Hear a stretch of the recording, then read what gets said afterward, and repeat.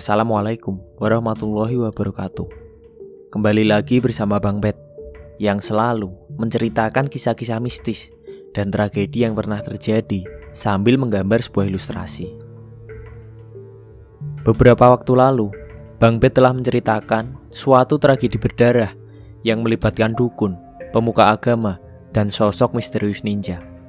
Dan masih di Banyuwangi, kali ini Bang Bet akan sedikit mundur dari tahun 1998, yaitu kembali ke tahun 1987. Saat Banyuwangi dilanda kepanikan hebat karena mengamuknya seorang pria dari dusun Banjarsari. Waktu itu adalah sebuah hari yang akan dikenang selamanya oleh seorang petugas RSUD Blambangan, yaitu Suherman. Kejadian itu bahkan menjadi pengalaman kerja yang paling tidak akan bisa dilupakan sepanjang karirnya. Sekitar pukul 8 pagi, bapak dua anak ini sudah bersiap menunggu proses operasi di ruangan operasinya. Rencananya, bersama dengan kru yang lainnya, di ruangan itu, ia akan melakukan tindakan operasi terhadap seorang pasien. Kru medis rumah sakit pun sudah bersiap di ruangan. Pembiusan pun sudah dilakukan kepada pasien yang menandakan tindakan pembedahan segera bisa dilaksanakan. Namun tiba-tiba, pesawat telepon di ruangan operasi berdering nyaring. Suherman langsung bergegas menerima panggilan telepon itu. Tak lama, percakapan lewat sambungan alat komunikasi itu berakhir. Telepon yang kemudian diketahui dari UGD itu meminta seluruh kru operasi untuk pergi bergeser ke UGD. Ternyata, ada situasi yang benar-benar gawat darurat, yang hingga membuat operasi terpaksa dibatalkan. Padahal, pasien sudah dibius dan masuk ruangan, tapi akhirnya harus ditunda, karena kepala UGD meminta kami untuk membantu tindakan medis di sana, ucap Suherman. Kala itu, RSUD Blambangan kedatangan sangat banyak korban dengan luka menganga di sekujur tubuh mereka. Saking banyaknya korban, beberapa pasien pun terpaksa harus rela tergolek di lantai ruangan dengan alas seadanya. Ada yang datang menggunakan sepeda motor. Bahkan beberapa di antaranya, korban datang secara rombongan dengan menggunakan kendaraan bak terbuka. Pasien terus datang secara bergelombang saat itu.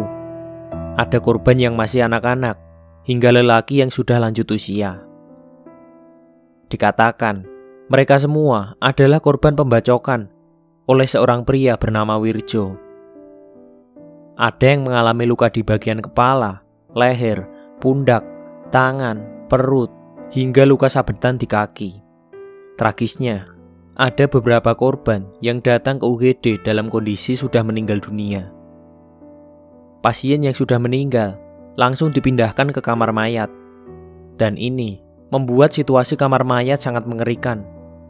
Darah segar berceceran di mana-mana. Sementara itu, di UGD, Suherman dan rekan medis lainnya bahu-membahu menangani luka yang dialami pasien.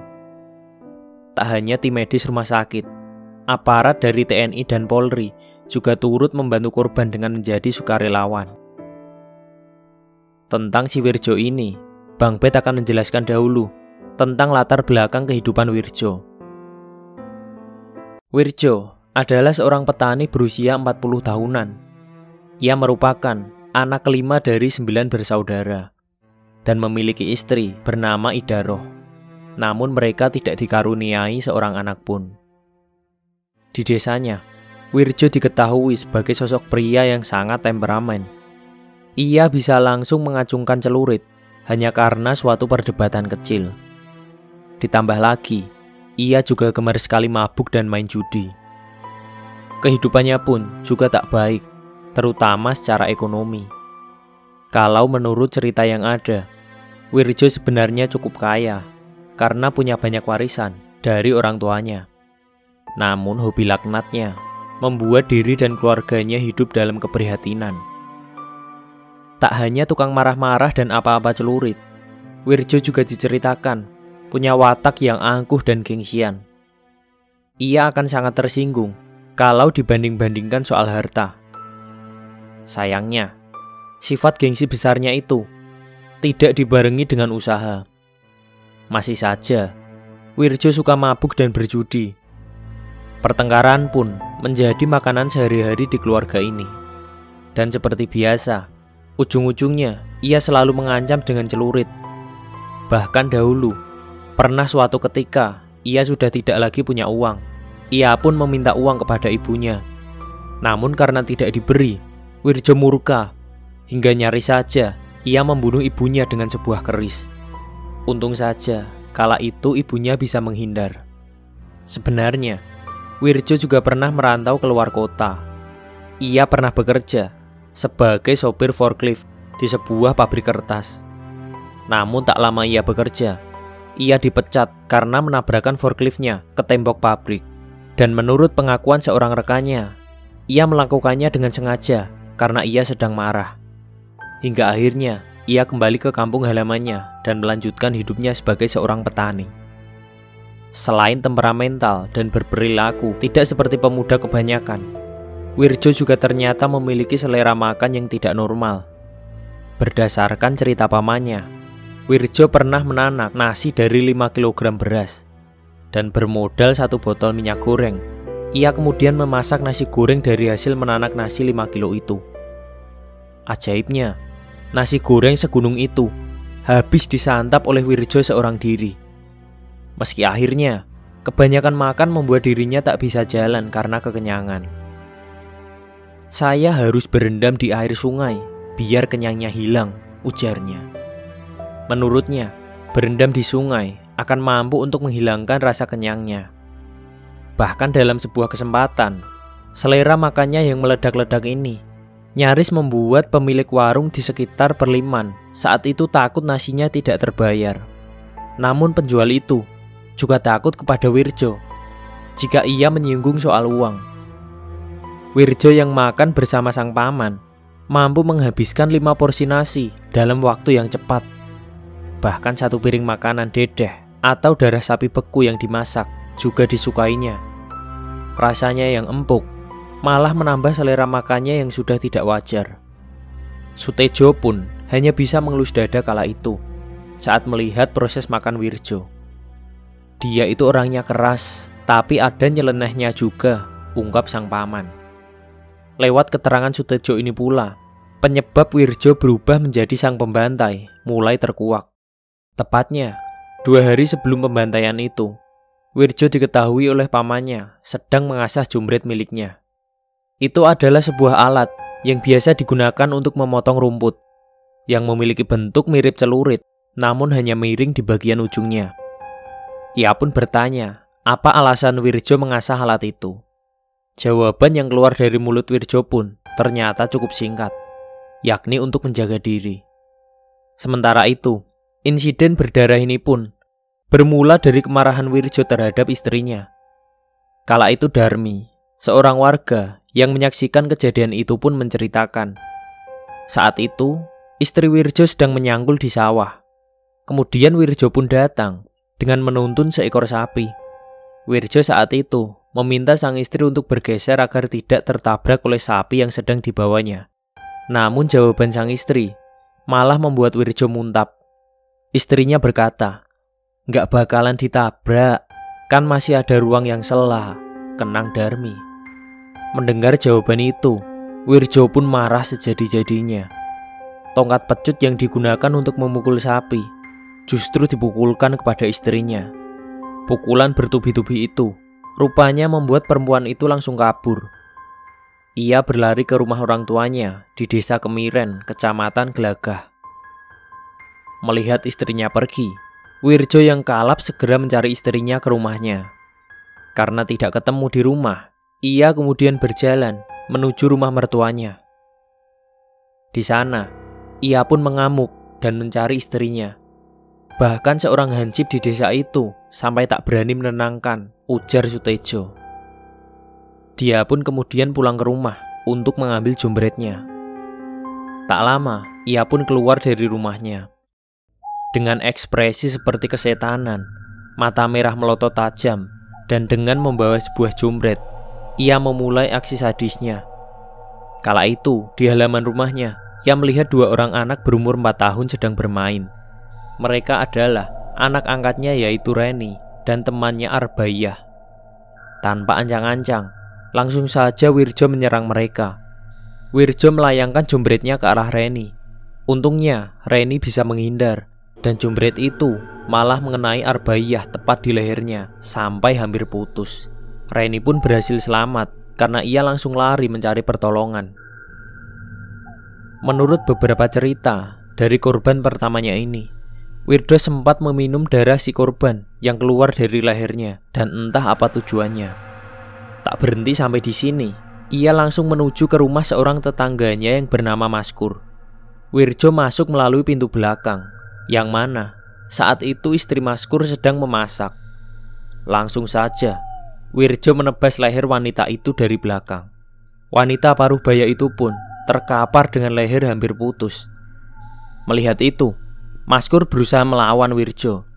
Namun apa daya, tenaga lelaki berumur 80 tahun itu melawan Wirjo yang bahkan dikenal memiliki ilmu kesaktian. Maskur pun malah ikut tewas di tangan Wirjo. Dari rumah Maskur, Wirjo melanjutkan terornya. Ia berlari ke sawah, mengejar orang yang sedang bekerja di situ. Orang-orang yang tidak tahu menahu tentang apa yang sedang terjadi tidak lari ketika Wirjo datang. Mereka akhirnya menjadi sasaran amukan Wirjo. Tapi untungnya, orang-orang itu banyak yang berhasil lolos dari amukan Wirjo. Dan saat itulah keadaan desa menjadi genting. Warga desa kemudian dengan membawa senjata berbondong-bondong mendatangi tempat kejadian untuk mencari Wirjo. Tapi hasilnya, mereka malah menemukan banyak mayat bergelimpangan. Di antaranya yaitu Bu Isah. Ia tergeletak di tengah pematang sawah. Semula Wirjo bermaksud membabat Gimin, tetapi karena gagal, Wirjo beralih pada Bu Isah yang ketika itu ia sedang membersihkan rumput dan ia adalah korban keempat. Sambil mengacungkan senjatanya yang berlumuran darah, Wirjo terus berjalan menyusur pematang ke arah barat. Di sini ia bertemu dengan Istianah, seorang pelajar SMP berusia 15 tahun yang berangkat sekolah melewati sawah. Wirjo yang berjalan berlawanan arah kemudian mengayunkan celuritnya ke leher anak tersebut. Awalnya gadis ini sempat mengelak dan berteriak histeris, tapi akhirnya ia tertebas hingga roboh bersimbah darah. Usaha pencarian terhadap Wirjo terus dilakukan. Hasilnya, bukannya menemukan Wirjo, justru yang dijumpai adalah mayat Mbok Swendah berumur 73 tahun dan Mbah Taman 75 tahun. Leher mereka menganga dan hampir putus. Penduduk jadi sibuk mengurus mayat mereka. Ketika mendengar ada kegaduhan, Jami'i, seorang anggota Kamrah atau keamanan rakyat di desa ini, langsung keluar dari rumahnya. Di halaman rumahnya, ia berpapasan dengan Wirjo. Sadar ada sesuatu yang tak beres, karena melihat Wirjo yang sudah berlumuran darah, Jami'i melangkah mundur. Ia mengambil jarak. Wirjo pun langsung mengayunkan jumbretnya. Berkelebat dengan cepat, Jami'i yang pintar silat ini menepis. Namun hasilnya, malah 2 jarinya terputus terpapas ketajaman jumbret Wirjo. Jami'i akhirnya memilih berlari sambil meminta pertolongan. Wirjo pun melanjutkan terornya. Ia terus berjalan dengan mengumbar ketajaman jumbretnya. Korbannya total ada 32 orang dan 18 orang tewas di tempat kejadian. Kemudian 2 lagi meninggal di rumah sakit Blambangan. Penduduk Banjarsari dihantui rasa ketakutan karena sampai matahari terbenam, Wirjo belum juga ditemukan. Ketakutan menjalar sampai ke seluruh penjuru Banyuwangi kala itu. Kepanikan yang dibuat oleh Wirjo membuat sekolah-sekolah sampai diliburkan untuk sementara. Toko-toko pun ditutup. Warga pulang dan memilih bersembunyi di rumahnya karena mereka takut jika saja akan menjadi korban selanjutnya dari Wirjo. Jalan-jalan menjadi sepi, hingga sekilas terlihat seperti kota mati. Kala itu pun banyak polisi dan tentara yang berpatroli berkeliling untuk mencari keberadaan Wirjo. Ada juga kabar yang mengatakan jika mereka yang mencari Wirjo harus dengan saling memunggungi karena takut jika Wirjo muncul dari belakang mereka. keadaan diperburuk dengan adanya rumor bahwa Wirjo sudah sampai di beberapa titik di Banyuwangi. Menurut mereka yang sempat melihat Wirjo, ia sengaja mengikatkan sebuah kain ke tangannya yang memegang jombret, sehingga sulit untuk membuat Wirjo melepaskan senjatanya. Banyak juga desas-desus akan kesaktian Wirjo yang dikatakan bisa menghilang dan muncul di tempat yang tak terduga, hingga kabar bahwa ia bisa terbang. Tak ayal rumor ini merebak. Pasalnya di hari sebelumnya, para korban Wirjo itu juga tidak segampang itu dilumpuhkan. Banyak dari mereka yang melakukan perlawanan, namun tubuh Wirjo seakan tak mempan ditembus dengan senjata tajam. Dan dipercaya Wirjo mendalami sebuah ilmu yang bisa membuatnya kebal. Untuk segera mengakhiri kepanikan ini, aparat pun turun untuk memburu Wirjo. Dengan menggunakan anjing pelacak, mereka melakukan pencarian meluas untuk menemukan keberadaan pria ini. Keberadaannya sempat diketahui oleh seorang pemanjat pohon kelapa. Wirjo masuk ke saluran air di sungai yang banyak ditumbuhi tanaman liar, yang sudah masuk ke daerah Dusun Delik dan Gerangan di desa Kemiren. Perburuan cukup lama dilakukan, hingga akhirnya pria ini pun berhasil ditemukan. Wirjo ditemukan dalam keadaan tewas karena menggantung diri dengan ikat pinggangnya di sebuah akar pohon. Ia mengenakan sebuah celana pendek dan tanpa menggunakan baju, dan kakinya pun terendam di aliran sungai. Kabar kematian Wirjo pun menyebar luas ke seluruh penjuru Banyuwangi. Warga pun menyambutnya dengan kelegaan luar biasa. Namun ada juga yang malah takut, mengingat Wirjo katanya tak gampang mati. Beberapa waktu lalu sempat dipertegas oleh sang paman bahwa Wirjo sedang mempelajari sebuah ilmu kesaktian. Namun karena tidak adanya seorang guru, akhirnya malah ia sendiri yang kalah dengan ilmunya. Karena tidak bisa mengendalikan ilmu itu, sehingga berimbas kepada kejiwaan Wirjo. Ia juga dikabarkan berpuasa selama 40 hari sebelum melakukan pembantaian keji itu. Misteri ini tentu tak bisa dipastikan kebenarannya, tapi banyak warga Banjarsari yang mempercayai hal tersebut. Sekian cerita yang bisa Bang Bet ceritakan. Semoga video-video yang Bang Bet buat bisa menambah pengetahuan atau hanya menjadi sebatas hiburan untuk teman-teman semua. Silahkan tulis di kolom komentar jika ada kritik, saran, atau info yang belum Bang Bet sampaikan. Serta like jika kalian suka dengan video ini, dan subscribe untuk mengetahui update video Bang Bet selanjutnya. Wassalamualaikum warahmatullahi wabarakatuh.